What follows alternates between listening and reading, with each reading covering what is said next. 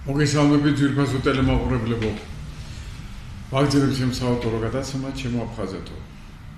დღეს ჩემი სტუმარია ბატონი ზაურ ნაწყებია, პუბლიცისტი, გამომცემელი და რაც თავია დიდი ანალიტიკოსი. მოგესალმებით ბატონ ზაურ. მოგესალმებით ბატონო. დიდი მადლობა რომ დღეს მოგზანდით ჩვენთან. ჩვენ დღეს საერთო ჯამში უნდა ვისაუბროთ თუ რა მოხდა 2025 წელს, როგორ ხვდებით 2026 წელს.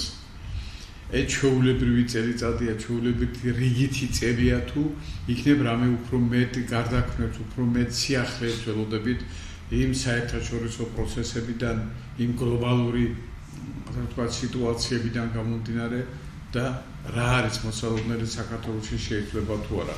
ჩემი გადასახედიდან საქართველოს პროგრესს მიაღწია.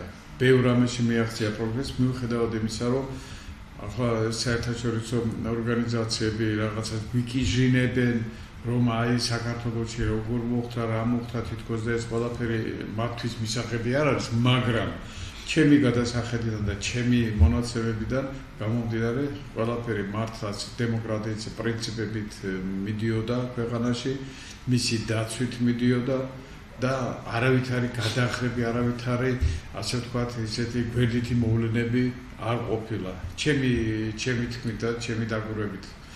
ამიტომ აქედან გამომდინარე, მე ვფიქრობ, რომ ის რა პროცესები დღეს მიდის და რა პროცესებსაც ცოტა მტკივნეულად, ცოტა კი არა, მტკივნეულად აღიქვამ საზოგადოება, ეს არის იმ ყოფილი მაღალი ჩინოსნების კორუფციული სქემებში ჩართვები და მათ მიერ ძალიან დიდი, ასე ვთქვათ, სახელმწიფოებრივი, მე ვიტყოდი, რომ ეს სახელმწიფოებრივი დანაშაულია ბატონო ზაურ. როდესაც ადამიანი არა მარტო დანაშაული ღალატია, სახელმწიფოს ღალატია, იმიტომ რომ კარგად არის ნათქვამი დათათვაში, რომ ხელფასი გით უნდა იყოს ადამიანი და რა ხელფასი უნდა იყოს ადამიანი. ხელფასი არ იყოფ ადამიანს, ამდენი შემოსავალი აქვს ადამიანს, გასავალი უფრო მეტად იზრდება. და ახლა ადამიანს თუ თავის შემოსავალზე მეტი გასავალი აქვს, მაშინ ეს დეფიციტი სადღაც რაღაცით კი უნდა შეავწოთ, მაგრამ ეს იმას არ ნიშნავს, რომ ეს შენ სახელმწიფოს ხარჯზე გააკეთო. ეს ბიუჯეტს დააწვე ვიღაცას, იმიტომ რომ ეს არის ყველაფერი ჩვენ ცხოვრობთ შეზღუდული რესურსების პირობებში. თუნდაც იგივე ბიუჯეტური რესურსები იქნება, თუ საზოგადოებრივი რესურსები იქნება, თუ ბუნებრივი, ეს ყველაფერი არის შეზღუდული რესურსების პირობებში ცხოვრება. ამას უნდა შეუგუოს ადამიანები და იმდენი არ უნდა მოინდომო, რამდენიც შენთვის და სხვას რომ გაუბედურებ და შენ შეიძლება ერთი პატარა რაღაცა სიკეთის მარცვალი ჩაგიგოროს ჯიბეში. ეს არ არის სწორი და მე ამას ნამდვილად მივესალმები ჩვენს მთავრობას, ნამდვილად მივესალმები ჩვენს სამთავრობო პოლიტიკას, რომ ეს ძალიან სწორად ხდება. ახლა რაც შეეხება მე არ შემიძლია აფხაზეთს არ შევეხო.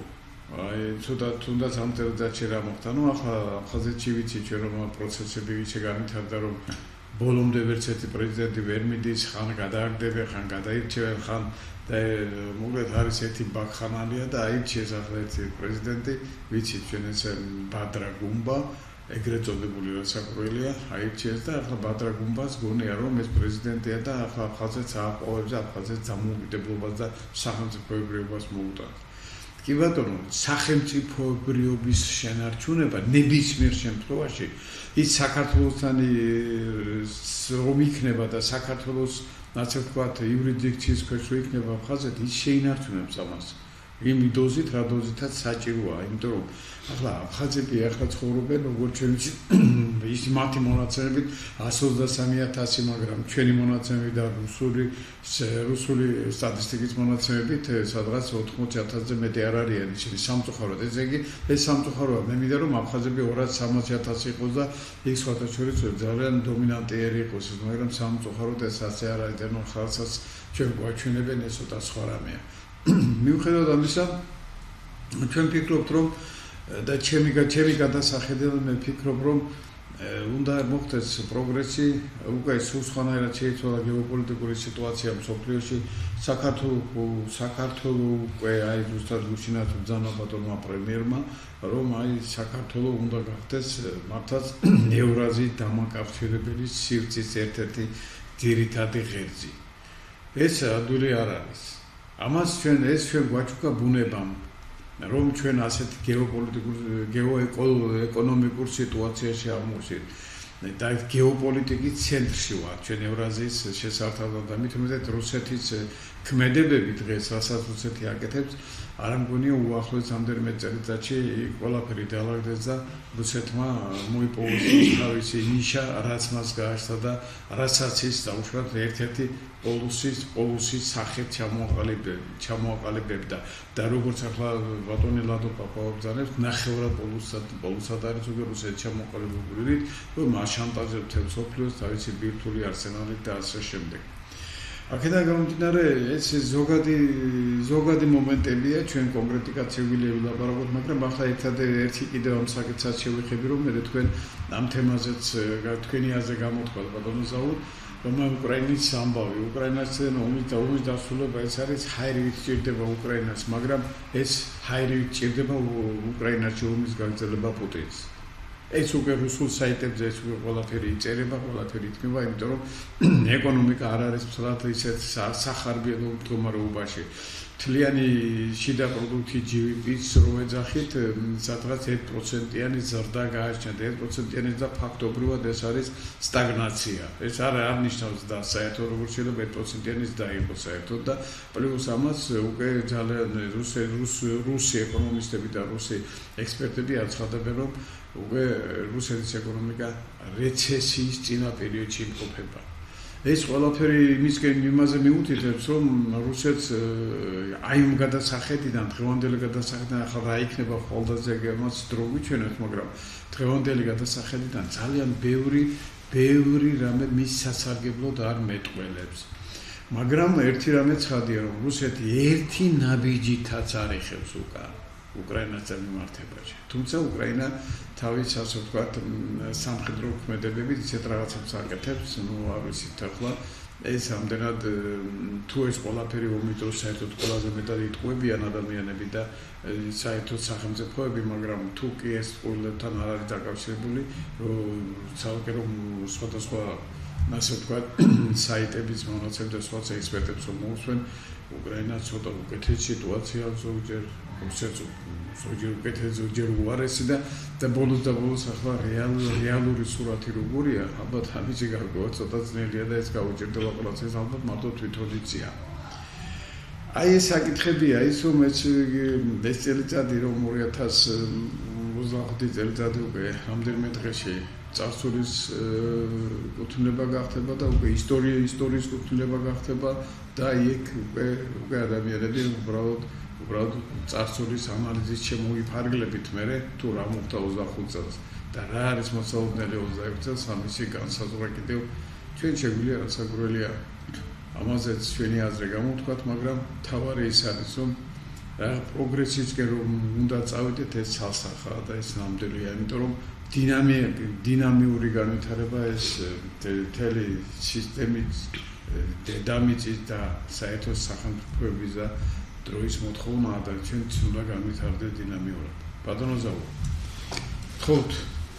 მოგესალმებით კიდევ ერთხელ, დიდი მადლობა მოწვევისთვის, მადლობა რომ თქვენი წლის შემაჯამებელი გადაცემის სტუმარი ვარ. ძალიან მნიშვნელოვან თემებს შეეხეთ. ერთ გადაცემაში ძალიან ძნელია ამაზე ამომწურავი პასუხის გაცემა, თუმცა რადგან შემაჯამებელი გადაცემაა, ნაწილობრივ მაინც მოვიხილავთ.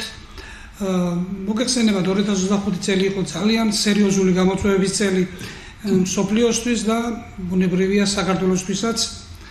მოდით ნეგატივები დავიწყოთ. ძალიან სერიოზული გამოწვევების წინაშე იდგა დღევანდელი ხელისუფლება დასავლეთის მხრიდან. ვიცით ამას რა უწყობს ხელს ადგილობრივი ეგრეთ წოდებული აგაცოგები, რადიკალები, რომელიც ხელოვნურად ზაბავენ სიტუაციას.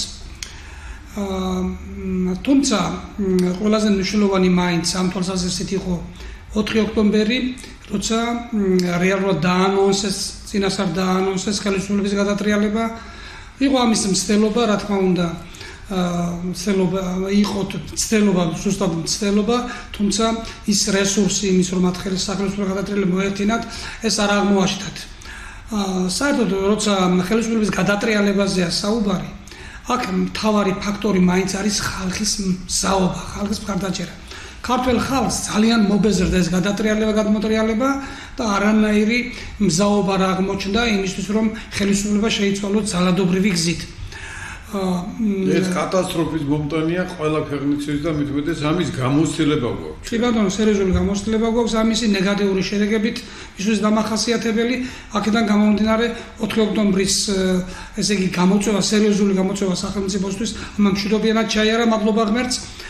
თუმცა მე მგონია, რომ მას ორგანიზებაც აკლდა, აქ რაღაც გარკვეულ თამაშთან შეიძლება კონდეს საქმე, ეს იყო გადატრიალება, გადატრიალებისთვის, ანუ ესე იგი გარკვეულწილად შექმნეს იმის ილუზია, რომ ნამდვილად ჭირდებოდათ, იმიტომ რომ როცა წინასწარ აცხადებ, რომ უნდა შეცვალო ძალადობრივი გზით, მაშინ სხვანაირად უნდა მოემზადო. მათ ძალიან ბევრი რამ სცადეს და ჩვენ ვიცით მათში ვისაც გულისხმობთ, ეს არიან ადგილობრივი რადიკალები ეგრეთ წოდებული, რომლებიც ფინანსდებიან მსუხეთ დასავლეთიდან, სცადეს, თუმცა არაფერმა არ გაჭრა. ესე იგი, ყველაზე სერიოზული მაინც საქართველოს დამაზიანებელი შეიძლება ასე ითქვას, იყო BBC-ს მიერ შეკითხნილი ფილმი და ესეც უსაფუძვლო. კი ბატონო, უსაფუძვლო გასაგებია, მაგრამ გლობალიზებდა ასეთი ფორმულა. მე დაგაბრალებ, შენ თავი უნდა იმართო. იმათ ესე იგი შეთითხნეს, ესე იგი მონახეს ესეთი ადამიანები, რომლებიც ყველაფერზე მიდიან, მათ შორის ასეთ აბსურდულობაზე და მსოფლიოს ყოველ შემთხვევაში მსოფლიოს ამცეს, რომ საქართველოს ხელისუფლებამ გამოიყენა ესე იგი მომწავლელი ნივთიერება. კამიტი არადა აღმოჩნდა, რომ კამიტი საქართველოს არასდროს არ ყოფილა, არასდროს არ შემოუტანიათ და მსგავსი რამ არ შეიძლება ყოფილიყო. ყოველ შემთხვევაში მათ გაისროლეს, სხვა საკითხია ეს გასროლა რამდენად შედეგიანი აღმოჩნდა, თუმცა როგორც ხელისუფლება გვპირდება, ესე იგი აპირებს სასამართლოში შეტანას არჩევის, ჯერ ესე იგი მიმართავს ადგილობრივ მარეგულირებელ კომისიას, ხოლო შემდეგ სასამართლოს გზით ეცდება თავი იმართლოს. თუმცა კიდევ ერთხელ უსვამ ხაზს, ეს იყო ძალიან სერიოზული გასროლა მათი მხრიდან, თუმცა უშედეგო. ერთადერთი რაც დარჩათ, ესე იგი საქართველოს შეურიგებელ მტრებს გარედან და შინითაც, ეს არის ახლა ევროვიზის გაუქმება, რომელსაც ევროკავშირი ჯერჯერობით ვერ ბედავს. მან იცის, რომ საქართველოს ევროკავშირი იმდენად არ ჭირდება, რამდენადაც ევროკავშირის დღეს საქართველოს. აქედან გამომდინარე, ისინი იმ ტოტის მოჭრას არ შეეცდებიან. ყოველ შემთხვევაში ჯერჯერობით არ ვიცით, ეს 2026 წლიდან რა სიურპრიზებით იქნება დახუზული საქართველოს რეალობა, მაგრამ ისინი რომ არ გაჩერდებიან, ამაზე ორი აზრი არ არსებობს. თავარი კიდევ ერთხელ უსვამ ხაზს, თავარი ის არის, რომ ხალხი მიხვდა, რასთან გვაქვს საქმე. არ მოგწონს ქართული ოცნება, არ ნიშნავს, რომ ჩვენ ხელი შევუწყოთ არსებული ხელისუფლების დაბრუნებას, ფაშისტური ხელისუფლების დაბრუნებას. ესე იგი, ახლა მე არ ჩამიტარებია კვლევა და არ ვიცი, რამდენი პროცენტიანი მხარდაჭერა აქვს ქართულ ოცნებას, ყოველ შემთხვევაში ჯერჯერობით სხვა ძალა სახელმწიფოში არ არსებობს. ეს არ არის თქო უნდა კარგი. ფაქტის სახეზეა, რომ ქართულ ოცნებას მხარდამჭერები ყავს და ესეც ამას ფაქტს ვერ უარყო. იცით როგორ არის, როცა არჩევანი არ არის ფაქტიურად, როცა ესე იგი ხელისუფლებას არ ყავს თავის საპირწონე კონსტრუქციულ ოპოზიციის სახით, მაშინ ძალიან ძნელია. რატომ უჭერენ მხარს ხელისუფლებას? ეს სახელმწიფოს დანაშაულია, ბატონო ზავო. რა თქმა უნდა, ეს გარკვეულწილად ხელისუფლების ბრალია, იქიდან გამომდინარე, რომ ხელისუფლებას ყოველთვის ჭირდება ოპონენტი, კონსტრუქციული ოპონენტი, რომ მან სერიოზული შესწავლილი არ დაუშვას. ხელისუფლებას ვერ ხედავთ ჩვენ ამას აუყოთ. კიდევ ერთხელ უსვამ ხაზს, ეს ხელისუფლების ბრალის არის, მაგრამ არის ბრალის საზოგადოების, რომელმაც ესე იგი დღემდე ვერ მოახერხა კონსტრუქციული ოპოზიციური პარტიის შექმნა. იცით როგორ არის, სახელმწიფოს მართვა დღეს პარტიის გარეშე წარმოუდგენელია. აქედან გამომდინარე, ესე იგი, ჩვენ 9 წელი კი არა, 7 წელი დაახლოებით გვეუბნებოდნენ, რომ ორი პოლუსი არსებობს საქართველოში. ორი მთავარი პარტია, ეს არის ქართული ოცნება ხელისუფლებაში და მთავარი ოპოზიციური პარტია ნაციონალური მოძრაობა თავის შენაკადებით, ხო? ახლა უკვე ვხედავთ, რომ ქართული ნაციონალური მოძრაობა როგორც ოპოზიციური პარტია ფაქტიურად არ არსებობს. არა მარტო დასუსტებულია, უკვე მილევად რეჟიმშია. აქედან გამომდინარე, ხელისუფლებას არ ყავს საპირწონე თავისი. ამის გარეშე სახელმწიფოს განვითარება წარმოუდგენელია. თუ რადგან ესე იგი ოპოზიცია არ არსებობს, მაშინ მთავარი ოპონენტი უნდა იყოს თვითონ საზოგადოება. უნდა არსებობდეს რაღაც საზოგადოებრივი დარბაზი ან რაღაც ესე იგი მსგავსი წარმონაქმნი, რომელიც გაუწევს ქრისტეულ ოპონირებას. არა მარტო ესე იგი კრიტიკას, არამედ მისცემს რეკომენდაციებს, ესე იგი რომ შეცდომა არ დაუშვას და ასე შემდეგ. გააკონტროლებს მის საქმიანობას. ეს მოსულია, ესე იგი ეს არნიშნავს იმას, რომ ხელისუფლება გზულს, ეს არნიშნავს იმას, რომ ხელისუფლებას მტრად აღიქვამ, უბრალოდ თვითონ ხელისუფლება სჭირდება. თუმცა ჯერჯერობით ამ თვალსაზრისით ნაბიჯები არ გადადგმულა. არ ვიცი, ესე იგი 2026 წელს ამის სურვილი გაჩნდება თუ არა, არადა ამის აუცილებლობას მე მართალი გითხრათ ძალიან ვხედავ.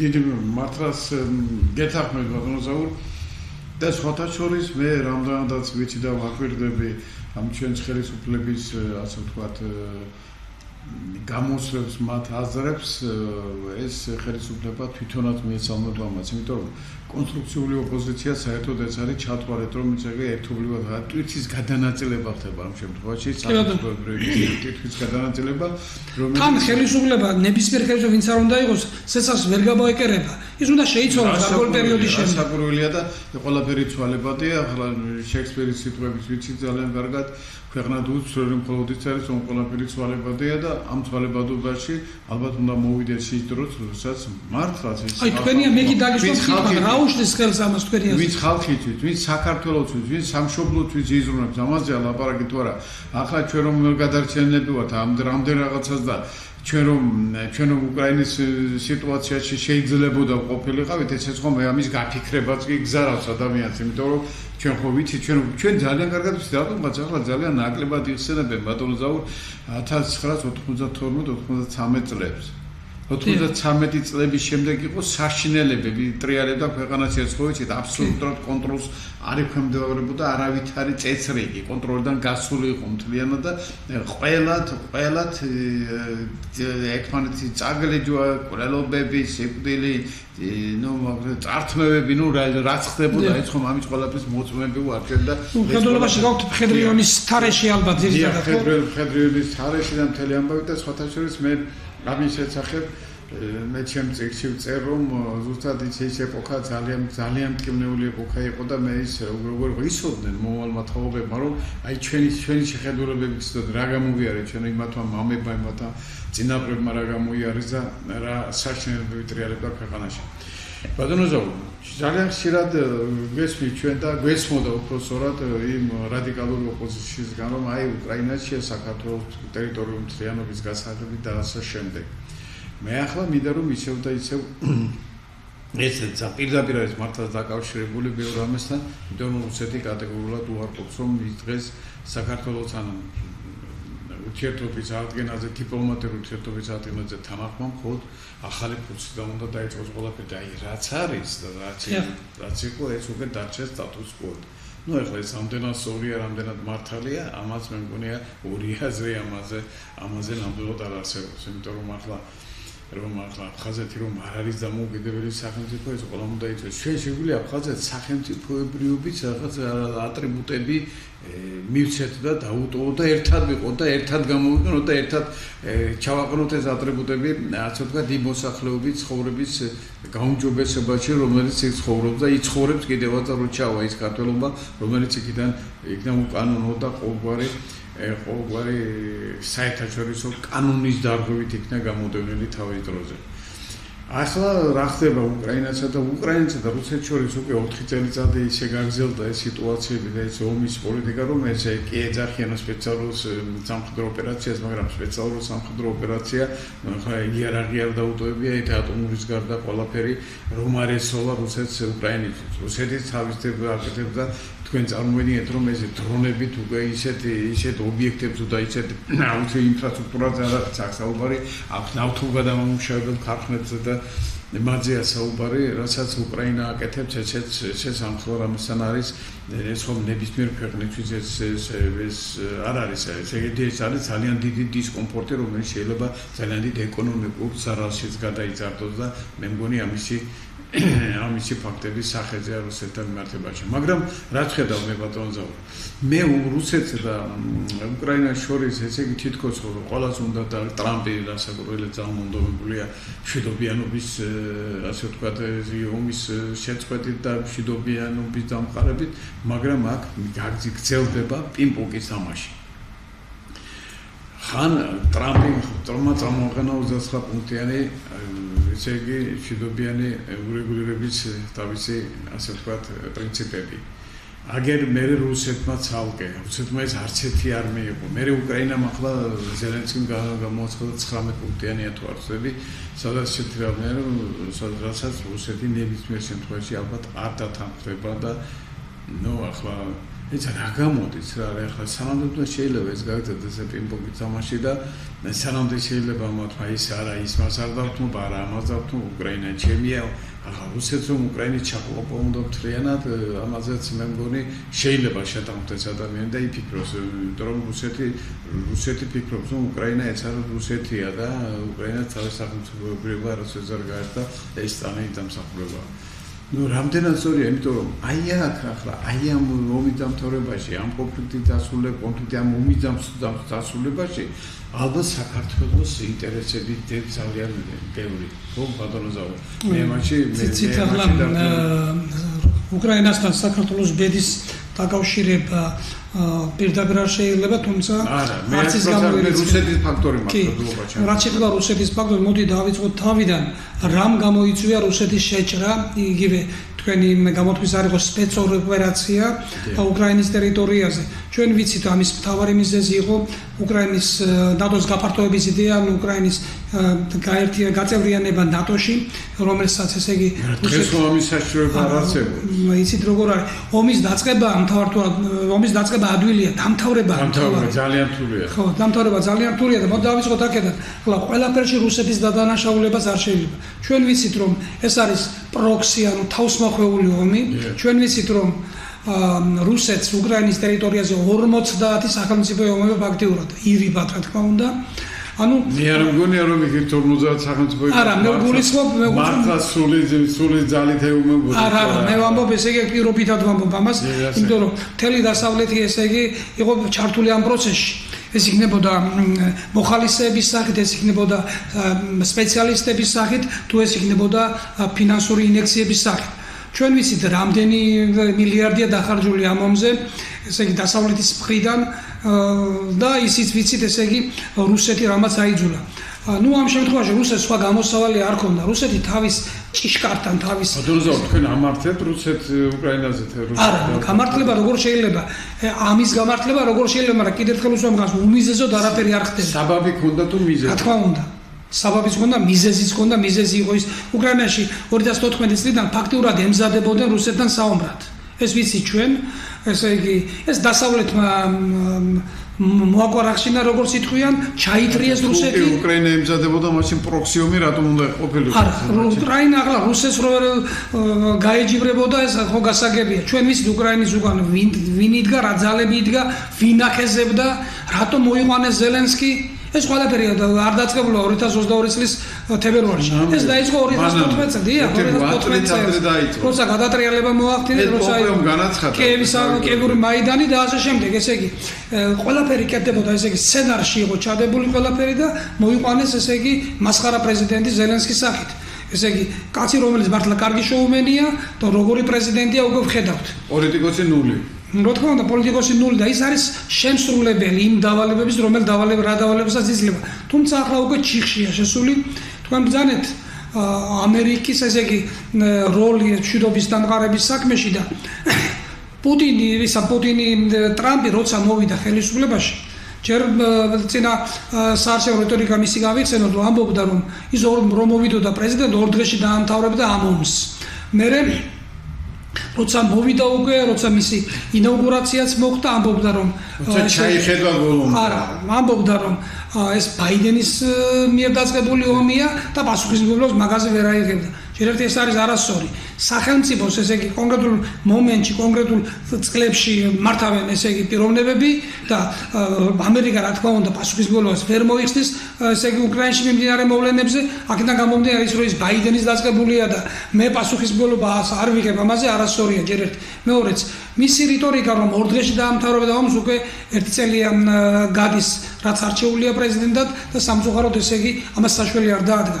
მისი 28 პუნქტიანი გეგმა რომელიც თქვენ ბრძანეთ და რომელიც უკვე მოჭრეს 19 თუ 20 პუნქტამდე დაიყვანეს, ხო?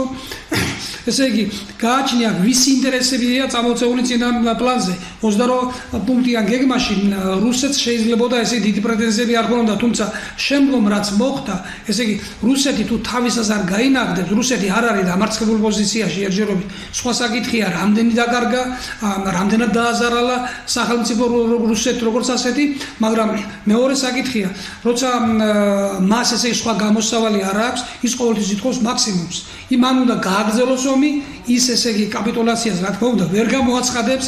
აქედან გამომდინარე, ჩვენ უნდა ველოდოთ, რომ რუსეთის ომი ასე იოლად ვერ გადაწყდება. და თუ დავსვამთ კითხვას, ვის ინტერესში შედის დღეს ომის გაგრძელება? ომის გაგრძელება შედის როგორც ევროპის ევროკავშირის, ასევე შეიძლება ითქვას რუსეთის ინტერესებში.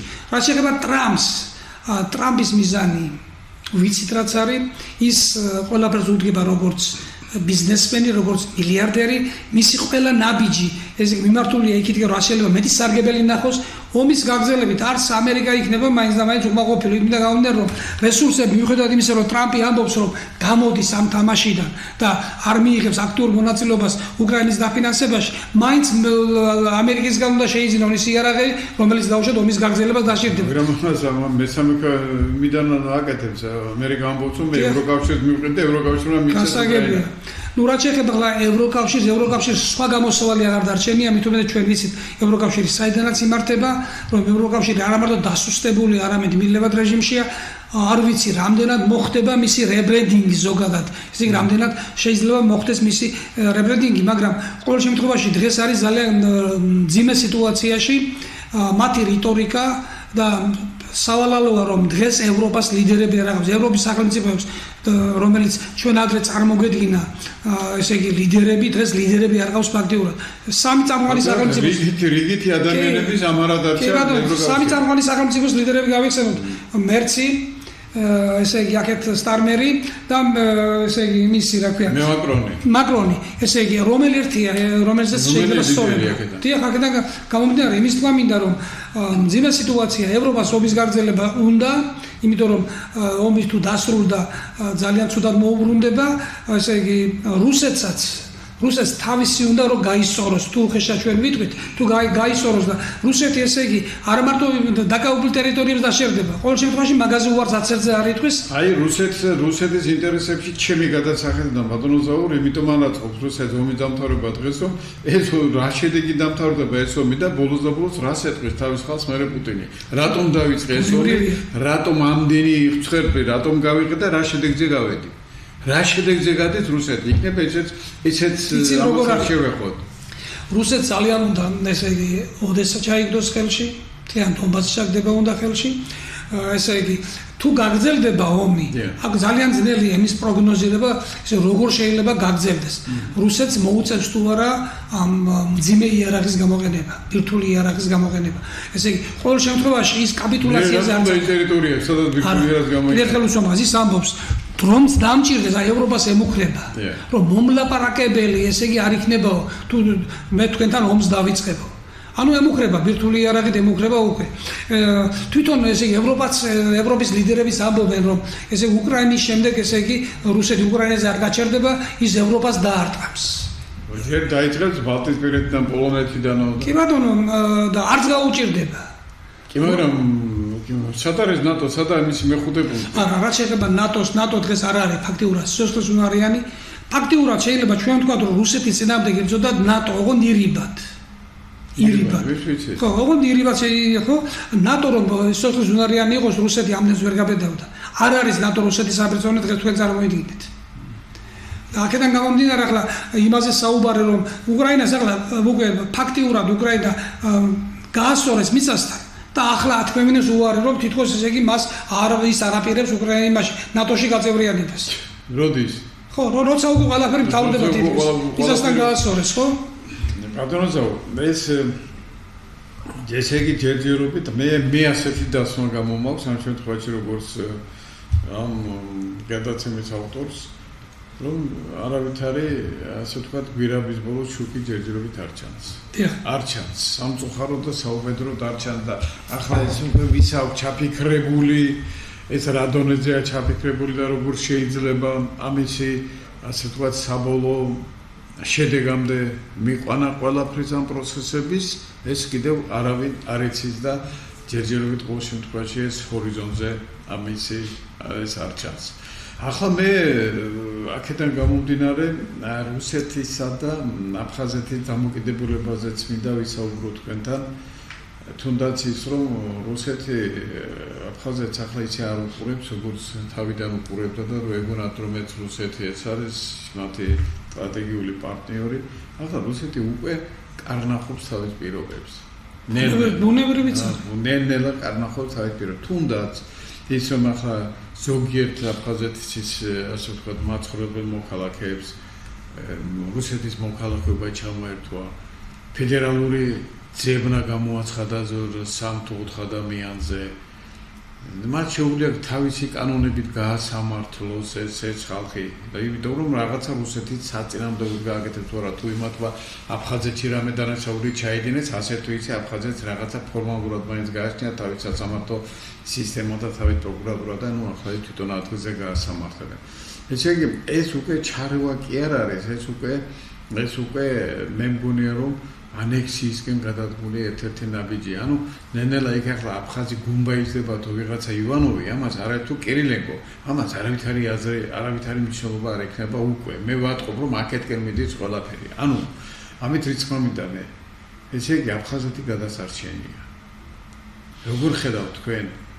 აფხაზეთის გადარჩენა, მინდა რომ აფხაზეთი გადარჩეს, გადავარჩინოთ აფხაზეთი და ჩვენ ერთად ავაშენოთ ის დანგრეული და არაფრის გამკეთებელი იმ აფხაზებთან ერთად, რომლებიც ჩვენ ვართ, აი ეს აფხაზები, ის აფხაზები არიან და ჩვენც ვართ აფხაზები თუ არა, ჩვენ ეთნიკურად ზოგიერთი იქიდან აფსუები არიან და ზოგიერთი მეგრელები არიან, ზოგიერთი იმერლები, ზოგიერთი რაჭველები. მოდი ახლა ეს მინდა რომ ძალიან კარგად მე ვიცი რომ აფხაზები ამას მტკივნეულად აღიქვამენ, აცეთ ნათქვამს, მაგრამ დაიმახსოვრ რომ მათმა უნდა იცოდნენ რომ ესე იგი ჩვენ ყველა აფხაზები ვართ, ვინც აფხაზეთში ცხოვრობენ. და პლუს ამას ის ახლა ჩვენ ხო ხედავთ არა? ამიტომ ჩვენ აფხაზების ასაშენებელია ის აფხაზეთის საქართველოსთან ერთად და მერე საერთაშორისო ორგანიზაციებთან და სხვა სახელმწიფოებთან ერთად. აქედან გამომდინარე, მე ვფიქრობ რომ ეს რას ნიშნავს? მე ვფიქრობ რომ ეს არ არის ის ტაძრისკენ მიმავალი გზა, რომელსაც აფხაზეთის აყვება მოყვება რაღაცა გარკვეული წლების მერე. ანუ ჩვენ რა ვქნათ? საქართველოს რა უნდა გააკეთოს ამ შემთხვევაში? ხედავს ამას ყველაფერს ხედავთ, უყურებთ, რომ აფხაზეთი უკვე რუსეთის ასე ვთქვათ ბრჭყალებში ნელ-ნელა ექცევა და უკვე მახჩობელას როლში გამოდის. რა ვქნა? ვიდრე ესე იგი ჩვენ ამ თემაზე ვისაუბრებთ, მოდით ვაღიაროთ რომ აფხაზეთში დაბრუნების, მე არ მეყვარს სიტყვა აფხაზეთის დაბრუნება ნიშნავს ომით დაბრუნებას. არა, აფხაზეთში შევა ჩვენ აფხაზეთში დაბრუნების გასაღები დევს მოსკოვში. ამის აღიარება აუცილებელია. ჩვენ ის უნდა გავიხსენოთ, რატომ დავკარგეთ და როგორ დავკარგეთ აფხაზეთი. ამ შემთხვევაში მარტო რუსეთის დადანაშაულება სწორი არ იქნება აფხაზებთან მიმართებაში. მთელი საერთაშორისო ძალები იყო ჩართული. ეს ის პერიოდია, როცა რუსეთი ფაქტიურად იყო ამერიკის ვასალი, დასავლეთის ვასალი, რომ რუსეთი საკუთარ პოლიტიკას არ ატარებდა. ჩვენ ვიცით, რა შეცდომები იქნა დაშვებული საქართველოს ხელისუფლების მხრიდანაც და დღეს უკვე ამ გადასახედიდან შეიძლება ვთქვათ, რომ უნდა დაუბრუნდეთ პირვანდელ მდგომარეობას, რატომ დავკარგეთ აფხაზეთი და როგორ შეიძლება აფხაზეთში დაბრუნება. სხვადასხვა ეს არის იმხელა ეს რიტორიკული კითხვა კი არ არის, ეს არის ის გლობალური კითხვა. კი ბატონო, გელებია ჩვენ სხვადასხვა აი ძალიან საინტერესოა თქვენი მოსაზრება. ბოლონდროიდელი განცხადება გავიხსენოთ ლავროვის. მან თქვა ქართველებმა გონი საერთოდ დაივიწყეს აფხაზეთი. ეს არის მინიშნება იმაზე, რომ ჩვენ აქტიურად უნდა დავიწყოთ დიალოგი რუსეთთან ტერიტორიული მთლიანობის აღდგენაზე. ამას ხედავთ, სტაგნაციაშია. კი, უნდა დავიწყოთ ესე იგი ღია დიალოგი უნდა დავიწყოთ ტერიტორიული მთლიანობის აღდგენაზე. რუსეთი როცა ხედავს რომ შენ დღესაც ესე იგი ევროკავშირისკენ სწრაფვა გაქვს ესე იგი და კონსტიტუციის გიზერია ევროატლანტიკურ ალიანსში გაწევრიანება, რა თქმა უნდა, რუსეთი არ იქნება მოწადინებული შენთან დიალოგი დაიწყოს. ყოველ შემთხვევაში არც დღევანდელი ხელისუფლება ამჟღავნებს სურვილს ამ მიმართულებით. თუმცა მე მგონი ბატონო ზავრ, ახლა ჩაგეკითხებით მაშინ ეს ალიანსში გაწევრიანებები უკვე მე მგონია რომ ეს უკვე წასვლით ჩაბარდა. გასაგებია, მაგრამ გვიშლის ხელს კონსტიტუციის 78 მუხლი. დიახ, დანამატი. ვიდრე ეს მუხლი არ ამოვა კონსტიტუციიდან, რა თქმა უნდა, ჩვენ ღია დიალოგს რუსეთთან ვერ და მე მგონი ეს უშლის ხელს, ყველაზე მეტად ეს უშლის ხელს და რუსეთს ჯერჯერობით თავისი პრობლემა აქვს უკრაინაში მოსაგვარებელი. აი უკრაინის ომი რო დასრულდება, უკვე შეიძლება სხვანაირად აღველაპარაკოს როგორც სახელმწიფოს. ესე იგი, ჩვენ აქედან გამომდინარე კონტექსტში შეიძლება უარყოფით კონტექსტში იყოს, გააჩნია ჩვენ დაუშვებ თუ არა შეცდომას. ყოველ შემთხვევაში ჯერჯერობით სერიოზული შეცდომა რუსეთთან მიმართებაში დღევანდელ ხელისუფლებას არ დაუშვია, თუმცა ესე არც გადაუდგამს, არც ერთი ნაბიჯი არ გადაუდგამს დიალოგის დასაწყებად. ახლა ჩვენ კულუარული ინფორმაციები არ აგვაქვს შიდა სამზარეულოს, არ ვიცნობთ რა ხდება საერთოდ რუსეთ-უკრაინის საქართველოს-რუსეთის ურთიერთობაში, შეიძლება კულუარული საუბრები მიდის კიდეც, მაგრამ დღევანდელი სიტუაციას ყოველ შემთხვევაში ასე უხდება. აქედან გამომდინარე, მე ვფიქრობ, რომ მთავარი არის ურთიერთობა არ დაიძაბოს, ჩვენ ესეთი განცხადებები არ წავიდეს, ოფიციალური განცხადებები რუსეთის მისამართი, რომელიც მათ გააღიზიანებს, ხო იცით, დათვი არ უნდა გააღიზიანო. ხო, აქედან გამომდინარე, ძალიან ძნელია, ესე იგი, როგორ განვითარდება მოვლენები აფხაზეთთან მიმართებაში. რაც შეეხება თქვენს განცხადებას, აი რუსეთის დღევანდელი დამოკიდებულება აფხაზეთის მიმართ. ეს ყველაფერი არის რაღაცა ნიშანია რაღაცის. ჩვენც გვანიშნებენ და აფხაზებსაც სხვადასხვა. რუსეთს ნებისმიერ დროს შეუძლია მიიღოს გადაწყვეტილება. ესე იგი, დაქტორსნება დაუბრუნდეთ აფხაზეთში, დაქტორსნება ამ შემთხვევაში მე ვამბობ, იქიდან გამომდინარე, რომ რუსეთის კეთილინების გარეშე იქ დაბრუნება ძალიან ძნელია. ომით ჩვენ იქ ვერ შევალთ და არც უნდა შევიდეთ. თანაცხოვრება თუ გვინდა ჩვენ თანაარსებობა აფხაზეთთან ერთად ვერ შევალთ და არც რუსეთი არ დაუშვებს. ეს უნდა გამოურიცხოთ. კი ბატონო, რა თქმა უნდა, არც რუსეთი არ დაუშვებს. ერთი პერიოდი სახალხო დიპლომატია სხვადასხვა კარგად მუშაობდა საქართველოს მხრიდან, ახლა მაინც და მაინც ვერ ვიტყვი, რომ ძალიან ესე იგი ძალას იკრებს და ძალიან ესე იგი გააქტიურებულია. ვიდრე ესე იგი ხელისუფლებას ოფიციალურად დიალოგი არ დაუწყია, უნდა გააქტიურდეს სახალხო დიპლომატია, არ უნდა დავიწყოთ თემა. გახსოვდეს უნდა აფხაზეთი. აი თქვენი გადაცემა ძალიან ესე იგი ისეთი დატვირთვა აქვს ამ შემთხვევაში, ხო? მე მიმაჩნია, რომ პრობლემა, რომელიც საქართველოს ტერიტორიულ მთლიანობას ეხება და უკავშირდება პირდაპირ არის მიბმული რუსეთ-უკრაინის ომთან. აი ეს შემდეგ როცა თუ დასრულდა ეს ყველაფერი, უკვე გაირკვევა. მეორეც, ესე იგი, არ გამოურიცხავ საქართველოს როგორც ასეთი, როგორც სახელმწიფო რუსეთ-ამერიკის ვაჭრობის საგანი გახდეს.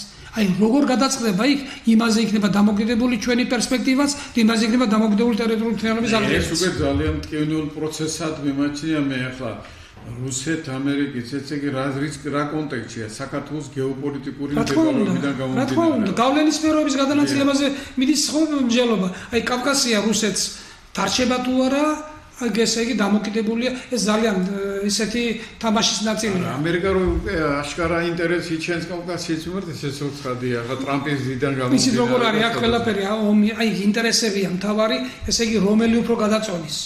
რას დათმობს რუსეთი? არ შეიძლება ინტერესების ჰარმონიზაცია მოხდეს. შენ სასაც გავითვალისწინებ, ჩემ სასაც და მენუ გამჭყრეტავ რა.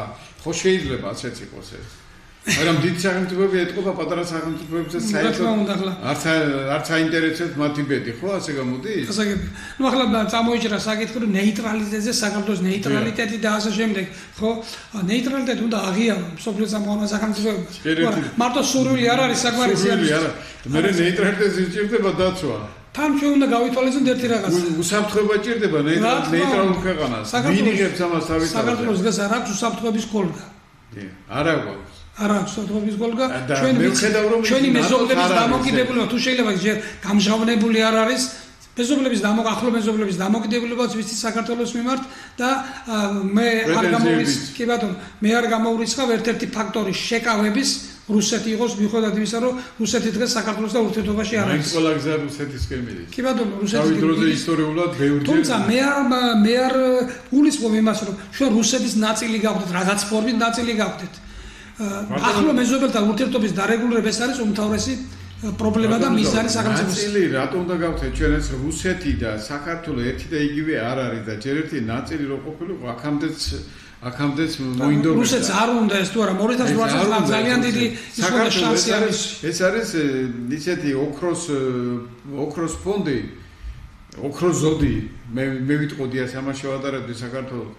რომელიც უნდა იყოს თავისი და უნდა იარსებოს, უნდა იცხოვროს და დამოუკიდებლობა და მეგობრობა და კარგი ურთიერთობა უნდა ქონდეს სხვა ქვეყნებთან და რუსეთმა გინდა თუ არა მაინც ერთ დროს მაინც ალბათ საქართველოს საფრთხეებაზე და საქართველოს არსებობის საკითხი სამწუხაროდ თუ საბედნიეროდ მაინც ჩრდილოეთისკენ რო იხრება ჩვენი ჩვენ 25 წლიანმა ვექტორი მე ამას ვხედავ იმიტომ კი რომ ახლა ვინმე შეიძლება იფიქროს რომ ახლა რუსეთის მხარეს სულ არ ვარ მე რუსეთის არც მე არასდროს არ ყოფილა რუსეთი არც რიგი მომწონს არც არაფერი მაგრამ რუსეთი არის დიდი ქვეყანა და თავისი პატარა მოსახლეობით რუსეთის მოსახლეობა არის ძალიან პატარა იმ ტერიტორიასთან შედარებით რაც მას გააჩნია ხო ნუ იცით როგორ არის რუსეთი ესე იგი როგორც პოლუსი უკვე შეიძლება ასე ვთქვათ.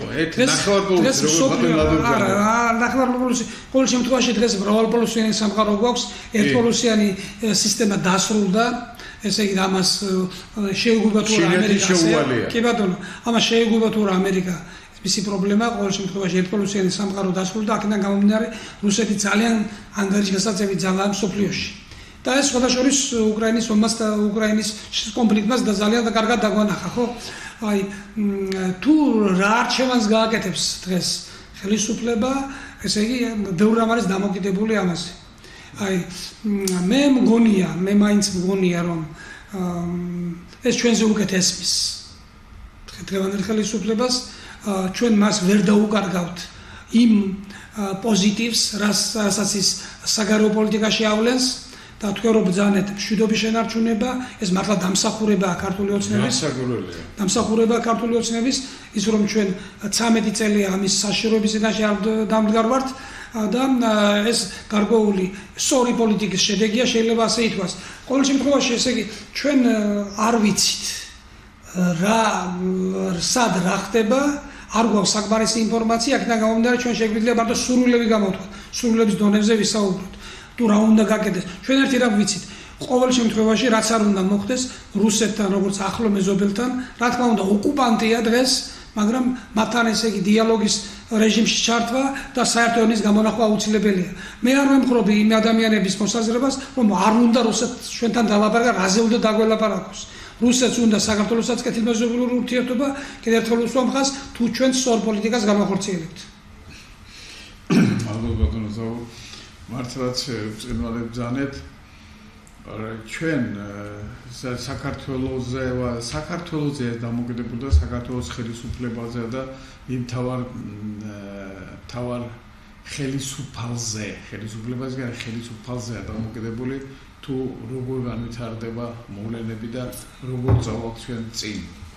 ნუ ბუნებრივია რომ ყველა ქვეყანასთან უნდა ვეცადოთ და ვცდილობთ კიდევაც და ჩვენ ამას ვხედავთ ურთიერთობის აღდგენას და ახლა რაც შეეხება ამ ურთიერთობებს, ესე იგი მსოფლიო იმ ხელა არ არის ახლა ზოგზოგონია მთათოსასულ არ არის ეს მსოფლიო და აქ ჩვენ შეიძლება იგივე არაბული ინვესტიციას შემოვიყვანოთ, იგივე სპარსული ინვესტიციას შემოვიდეს ქვეყანაში და ყველა თურქული ინვესტიციაც, რუსული და ასე შემდეგ და ამას ეს არ უნდა იყოს იმისი, ასე ვთქვათ, ქვეყნის რეგრესის მთავარი, ასე ვთქვათ, ატრიბუტი. ეს შეუძლებელია ეს, იმიტომ რომ როდესაც ინვესტიცია შემოვიდეს და რამდენიმე მილიარდიანი ინვესტიცია შემოვიდეს, ქვეყანას ეს მხოლოდ დადებით შედეგებს მოუწონს და ჩვენ ამაზე ძალიან კარგად უნდა ვიყოთ მომზადებული და ჩვენ ამას უნდა მიუდგეთ ისეთნაირად, რომ ეს არის დადებითი მომენტი და ეს არის პოზიტივი ჩვენი ქვეყნის განვითარებისათვის. მე სანამდე ჩვენ სახელმწიფო მილოცებზე გადავიდოდეთ ბატონო ზაურ, მე მაშინ ნებას ვიცემ ჩემ თავს რომ თქვა რომ მართლაც ბევრი საკითხი ღია დგას. თუმცა ბევრი პოზიტიური ნაბიჯების გადადგა ხელისუფლება 2025 წელს. ამას გვერდს ვერ აუვიდა. ძალიან ბევრი პოზიტიური ნაბიჯები და თუმცა ეს არის ჩვენი გადაცემა. თუნდაც კანონების მიღება, ესე გამჭვირვალობის კანონი, თუნდაც LGBT პროპაგანდის დაკრძალვა, ბავშვების დაცვა, თუნდაც ესე იგი რეფორმა, განათლების რეფორმის კონცეფცია. ახლა ეს მოსონდა, არ მოსონ სხვა საკითხი ყოველ შემთხვევაში ნაბიჯი გადადგმულია. პირველი ნაბიჯი გადადგმულია, თუნდაც პრემიერის გუშინდელი ინიციატივა სასოფლო ფასების რეგულირებაზე. ძალიან ბევრი პოზიტივიც არის. არ შეიძლება ცალმხრივად ესე იგი მიუდგეთ საკითხს. აი ეს არის ზუსტად დადებითი მომენტი, თუნდაც ამ ფასების რეგულირება, ახლა ჩვენ საზღვარგარეთ ვიცით რა ხდება, როგორ ხდება და მართლა. ახლა ბევრი ამბობს, მოდის ვიქით, ბევრი ამბობს, რომ ახლა გაახსენდათ. კი ბატონო, გასაგებია, ადრე შეიძლება ამაზე ფიქრი ყოველ შემთხვევაში, რომ დაიწყო ამაზე საუბარი, მე არ ვიცი, რამდენად იქნება თანმიმდევრული ხელისუფლების პოლიტიკა ამასთან მიმართებაში. იცით როგორ არის? თქვენ ეკონომისტი ბრძანდებით, ან კვალიფიციური ეკონომისტი და სახელმწიფო რეგულირების გარეშე საბაზრო ეკონომიკის ესე მიშვება ყველაფერს არ შეიძლება. ჩვენ გვახსოვს აი იმავე საქსონიო კომუნისტურ პერიოდში, საბჭოთა პერიოდში არსებობდა ფასების სახელმწიფო კომიტეტი, მერე ფასების ინსპექცია და ასე შემდეგ, ხო? ხდებოდა რეგულაცია. დღეს რაღაც მინიმუმი უნდა დაწესდეს. მით უმეტეს ისეთ ქვეყანაში, როგორიც საქართველო. არ შეიძლება ასეთნაირი იყოს მართლაც რა, ესე იგი ფასებიც არის ადამიანების ცხოვრების დონეზე მოქმედებს. თქვენ წარმოვიდგინეთ აი ამ კუთხით ბაზმოზაურო თქვენ ძალიან კარგი თემა წამოჭერეთ. საქართველოში ესე იგი შემოსავლით, ესე ხელმხედველობაში მოხდა სახელმწიფო ასე თქვა სამსახურში მყოფი ადამიანები და ვისაც ნორმალური ხელფასი აქვს. Ახლა ყველაზე არა ლაპარაკი ახლა არის ესეთი კატეგორია, განსაკუთრებული კატეგორიის ადამიანები და ახლა ის რამდენიმე შეიძლება 1-2% იყოს ქვეყანაში, მაგრამ 90% ვინც ქვეყანაში ცხოვრობს, მათი შემოსავლის 70% სურსათზე მიდის. ანუ ოჯახის შენახვაზე. როდესაც ეს თუ შევადარებთ ამას ახლა დღევანდელი პენსიის პირობებში, მაგრამ ამერიკის შეერთებულ შტატებში თუ შევადარებთ 70% 30% საკმარისია სრულად იმისათვის რომ სურსათის პრობლემა ოჯახს გადაუწყვეტოს 70% უკვე შემოსავლების უკვე სხვა ხარჯებიჩი და სხვა კეთილდღეობის ასე ვთქვათ შესაძენად მიემართება. აი ამიტომ აქ ეს მართლაც ეს არის ძალიან დროულია და ძალიან მისასალმებელია პრემიერის ინიციატივა რომ მართლაც ახლა ბოლოს და ბოლოს გავიგოთ ახლა თურმე მე როგორც ვიცი მაგალითად მედიკამენტებზე საქართველოში 3-4%-იანი ხოშორის ამაზე დაიწყო საუბარი კარიბაშვილმა და შემდეგ 3-4% რომ გააძურებ შენ საქონელს შენი დაგიდება 1 და 4 ლარად რო გაყიდი ესე იგი შენ ქვეყნის მედიკი არ გაინტერესებს და იმ მოსახლეობის ის მოსახლეობა სახელმწიფო თავის სოციალური პროგრამები გააჩნია სახელმწიფო აფინანსებს ძალიან დახმარებებს 1000-ნაირი დახმარებები არის და იმისათვის რომ ესე იგი ხალხს მაგრამ ახლა რა გამოდის რომ ესე იგი შენ თვითონ ახლა ვინც ახლა ამის ახლა როდესაც ბიზნესია ვიცით ახლა ბიზნესია მოგებაზონდა იმუშაოს მაგრამ ამ მოგებასაც ხო უნდა კონდეს თავის ზედაზღვარა და თავისი ასე ვთქვათ სტოპ ფასი ბატონო მისით როგორ არის სახელმწიფო გაქცეულია სახალხო მეურნეობის ყველა სფეროდან ეკონომიკიდან გაქცეულია ანუ ესე იგი მან უნდა შეძლოს რეგულირება ეს ველურ კაპიტალიზმს არ უნდა მივადოთ ბაზარი, დიახ? მის ხელშია რა თქმა უნდა. კანონი მის ხელშია, საგადასახადო კოდექსი მის ხელშია. ეს ამის რომ ხელში წაუჭირო ჩვენ ვიღაცას პირიქით, უნდა იყოს ზღვარი, მინიმალური, მაქსიმალური ზღვარი. არ შეიძლება შენ ერთ წელიწადში იმდენი მოგება ნახო რომ ეს არ შეიძლება ახლა ერთ წელიწადში შენ ესე იგი რა შენი ქონების ორჯერ და სამჯერ უფრო მეტი მოგება ნახო. ვის ხარზე ხდება ეს ყველაფერი? ხალხის ხარზე რა თქმა უნდა. ხალხის ხარზე. იმ შრომის ხარზე რომ ადამიანი შრომობს რაღაცა ღებულობს ხელფასის სახით და ეს ხელფასი 70%. თვითონ პრემიერმა ხო განაცხადა, ესე იგი შედარებები რო გააკეთა თვალზე დაგიდგება ადამიანს. ესე იგი იმ ქვეყნებში ამდენი პროცენტი 2% და აქ 12-14%, 16%, ნუ ხო ეს გასაგებია რასთან გვაქვს საქმე და შედარება როგორ შეიძლება მათი ხელფასი სხვა ნიშნულია ხელფასის და ჩვენთან ნუ ახლა ხელფასი მაგრამ ხო ხელფასი და ფასების რეგულაცია იქაც დაცულია საკმაოდ დაცულია რა თქმა უნდა. დიახ, აი თქვენ წამოდი თურქეთი რო თურქეთი ასე მეზობელი ქვეყანაა და თურქეთში ახლა სურსათის პრობლემა არ დგას. არ დგას და სხვათა შორის ჯანსაღი სურსათის როგორც ეს ჩვენ მე მთელი მონაცემები დავინტერესდი და რო გავეცანი ამ საკითხებს ჩვენთან რა იყიდება და როგორ იყიდება ეს კაცშვილმა არ იცის და ძალიან ბევრი ისეთი რამე იყიდება რაც ბატონო ერთი რაღაცა არის რასაც ჩვენ ვაწარმოებთ 80-90% არ უნდა შემოგქონდეს. ჩვენ ესე იგი პროტექციონისტული პოლიტიკა უნდა გაატაროს სახელმწიფო. ადგილობრივი წარმოება უნდა დაიცვას. Როგორ შეიძლება კარტოფილი, ვაშლი და რაღაცები შემოდიოდეს უცხოეთიდან? თან შემოდიოდეს არა 20%, 30%. კონკურენციას ვერ უწევს ადგილობრივაზე. მანდარინს ესე იგი იძულებული ხდებიან რომ 10 თეთრად და 20 თეთრად აბარებენ მანდარინს. აი ამასია პროტექციონისტული პოლიტიკა უნდა იყოს ადგილობრივი წარმოებაზე. გლეხი ამდენ შრომობს, ამდენ სწავლობს და მერე ბოლოს არაფერი არ რჩება მას. ეს აღარ არ შეიძლება. უნდა შეიზღუდოს იმპორტი. ნებისმიერ შემთხვევაში აქ სახელმწიფოს როლი უნდა იყოს. გეთანხმებით. სხვანაირად სახელმწიფო როლის გარეშე ჩვენ ამ პრობლემას ვერ გადავწყვეტთ. და ვინმე თუ გონია რომ ეს რაღაც სახელმწიფო ესე იგი დესპოტური ფუნქცია იქნება და უშუალოდ თუ ეს თავისი ასე ვთქვათ ამ შემთხვევაში გამოიყენა თავისი უფლება, ეს მისი აზრია და ჩვენ ვფიქრობთ რომ სახელმწიფო აუცილებლად ჩაერთოს ამაში.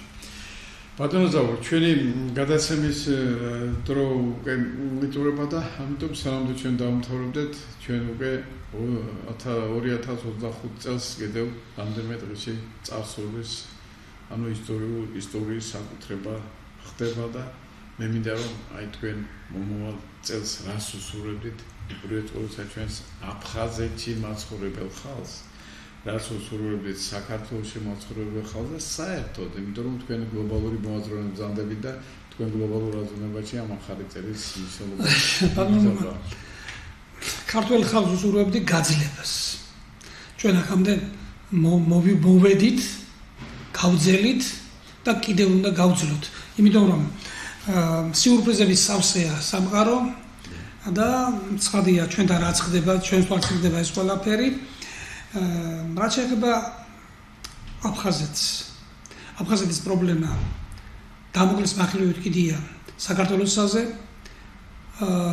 იყო პერიოდი როცა საერთოდ დავიწყებული იყო აფხაზეთი ახლა თქვენ აფხაზეთელებს რა თქმა უნდა არ გიხებათ ეს მაგრამ საქართველოში საერთოდ აი კონკრეტულ ქართველში ეს პრობლემა არ იყო მაინც და მაინც მტკივნეული ესე იგი ჩვენ არ შეიძლება ეს აფხაზეთი დავივიწყოთ კიდევ ერთხელ უსვამ ხას სწორი გონივრული პოლიტიკა არის საჭირო რომ დავბრუნდეთ აფხაზეთში ესე იგი ჩვენ ვისაუბრეთ საკმარისად იმაზე რომ სად არის ეს გასაღები და ბევრი რამ არის დამოკიდებული იმაზე რა ცვლილებები და რა ძვრები იქნება მსოფლიოში შესაძლოა ჩვენ როცა ვამბობთ რომ საქართველოს დღევანდელმა ხელისუფლებამ სახელმწიფოებრიობას სუვერენიტეტს სუვერენიტეტის განმტკიცებას შეუწყო ხელი და დაიწყო ამ მიმართულებით მუშაობა ამას ხელი შეუწყოს საერთაშორისო პოლიტიკა რაც ხდებოდა მსოფლიოში ხო თუნდაც რუსეთ-უკრაინის ომმა ხო აი ასეთი მომენტები უნდა გამოვიყენოთ იმისათვის რომ აფხაზეთში ესე იგი დავბრუნდეთ რომ საქართველოს ტერიტორიული მთლიანობა აღვადგინოთ მე დარწმუნებული ვარ იმაში რომ აფხაზეთში საქართველო გაერთიანდება აფხაზეთში ქართველები ჩავლენ და ну ახაც რამდენი ხანი დაჭირდება მას არ შეიძლება ძალიან მოკლე პერიოდი შეიძლება ცოტა მეტი ყოველ შემთხვევაში მე დარწმუნებული ვარ საქართველოს აფხაზეთს დაიბრუნებს უბრალოდ საქართველოს დაბრუნდება აფხაზეთში რაც შეეხება რა შეიძლება უსურო ზოგადად სამყაროს ეს არის მშვიდობა ჩვენ ვიცით მშვიდობის ფასი ჩვენ ვნახეთ რა მოუტანა უკრაინას ესე იგი ძმათამფლელმა ომმა და მადლობა ღმერთს რომ გადავჭით და ვისურვოთ რომ უპირველესად შევინარჩუნოთ მშვიდობა და მეორე მე მინდა ხელისუფლება მოიხედოს ხალხისკენ ხელისუფლებამ დიალოგი დაიწყოს ხალხთან ხელისუფლება ხალხს უნდა აი ხალხისგან რჩევები უნდა მიიღოს ესე კიდევ ერთხელ უსვამ ხას ერთია როცა ოპონენტი ხარ მეორეა როცა რეკომენდაციას აძლევ ჩვენ ყავს ძალიან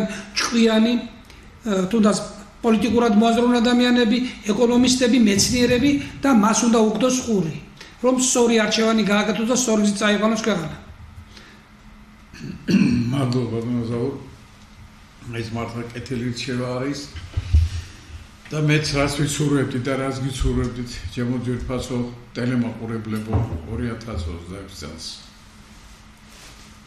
დიდი ლია სიტყვებით დავიწყებდი და ვიტყოდი რა გითხრათ რითი გახაროთ მაგრამ ბევრი სათქმელის გვაქვს და ბევრი გასახარებელიც რაზეც აგერ ვისაუბრეთ და ბატონმა საუბრმა მაგრამ არსებობს უფრო უკეთესის მოლოდინი არსებობს ხვალინდელი დღის იმედი არსებობს რწმენა იმისა რომ მსოფლიო ბოლოს და ბოლოს უკვე იგებს მშვიდობის ფასს და ამ მშვიდობას მსოფლიო ალბათ თვალით ჩინივით გაურთხევდება, იმიტომ რომ მშვიდობა თუ არ იქნა, ეს დედამიწა საერთოდ ვის რაში სჭირდება. ასეთი პლანეტები არის მილიარდობით და ტრილიონობით სამყაროში. მაგრამ ვინმეს აინტერესებს იქ რა ხდება? არავის არ აინტერესებს იქ რა ხდება. აინტერესებს ძალს რო გაინტერესებს ახლა 15 მილიარდი წელიწადი, ანუ ესე 72 სინათლის წელიწადით არის დაშორებული ერთ-ერთი პლანეტა, რომელიც საფრთხეა გააქვს დედამიწას. დიდი მადლობა. მადლობთ მიულოცავ დამდეგშობა ხალხს და ტელეგრამულებს. დიახ, ბატონო ზაურ მე თვითონ მინდა რომ ისა თქვა რომ მე მინდა მიულოცო ყველას, მოგილოცოთ ყველას და უსურვო მსოფლიოს მშვიდობა, რომ ჩვენთან იყოს მშვიდობა, რომ ჩვენ მშვიდობიანად ვიყოთ ერთმანეთთან და მშვიდობიანად მოეფეროთ ერთმანეთს, მშვიდობიანად უთხრათ ერთმანეთს, რომ მე თქვენ მიყვარხართ. ეს არის ყველაზე მთავარი. შეგვეძლოს ეს, აი თუ ჩვენ ეს შევძელით და რომ უთხრათ ერთმანეთს ადამიანებმა, ადამიანო, მე შენ მიყვარხარ. აი მაშინ ჩვენ გამარჯვებულები ვიქნები და ყველა გვიმარჯვებთ. დიდი მადლობა. გისურვებთ ბედნიერ ახალ წელს, ჩემო ძვირფასო ტელემოყურებლებო, ჩემო აფხაზეთო, ჩემო აფხაზებო, ჩემო აფხაზეთელებო და მთელ ჩემო საქართველო საქართველო.